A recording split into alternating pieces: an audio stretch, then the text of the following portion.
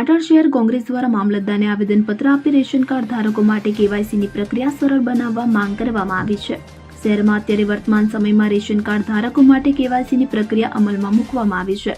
કે જેને લઈને સમગ્ર શહેરના રેશન કાર્ડ ધારકો સવારથી સાંજ સુધી કેવાયસી કરાવવા માટે મામલતદાર કચેરી સહિત ઓનલાઈન સાયબર કાફે સહિતની જગ્યા ઉપર લાંબી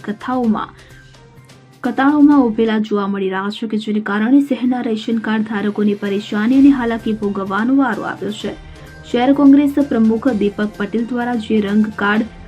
ધારકો માટે કેવાયસીની પ્રક્રિયા સરળ તેમજ વ્યવસ્થા રૂપે બનાવવામાં આવે તેવી માંગ કરવામાં આવી છે। હાલમાં રેશન કાર્ડ ધારકો માટે કેવાયસીની પ્રક્રિયા તાત્કાલિક અસરથી પૂર્ણ કરવાની સૂચના સરકારી તંત્ર દ્વારા આપવામાં આવી છે, ત્યારે જ્યાં સુધી આ પ્રક્રિયા 100% પૂર્ણ ન થાય ત્યાં સુધી રેશન કાર્ડ ધારકોને રાહત દર મળતી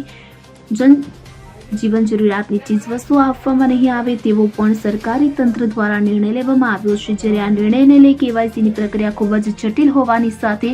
સર્વર ડાઉન હોવા અને ઇન્ટરનેટ કનેક્ટિવિટીના પ્રશ્નો પણ ઉદ્ભવી રહ્યા છે। જ્યારે વધુમાં જાણવા મળતી વિગતો અનુસાર રેશન કાર્ડ ધારકોને આધાર કાર્ડ અને લિંક કરાતા નામમાં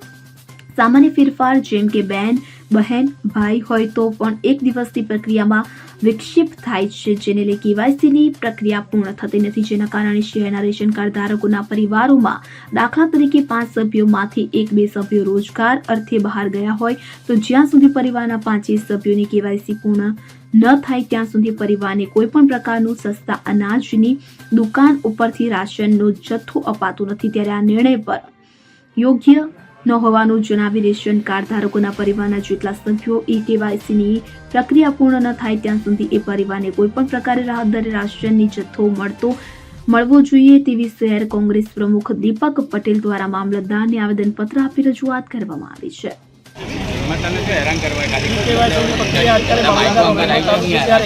ખૂબ મોટી લાઈનો લાગે છે અને ઈ કેવાયસી પ્રક્રિયાની અંદર એક જ અરજદારને 3 વખત નામ સુધારામાં આવવું પડે છે। નામ સુધારવા માટે પહેલાં તો નામ સુધારો કરવાની જગ્યાએ નામ ડિલીટ કરવું પડે છે, પછી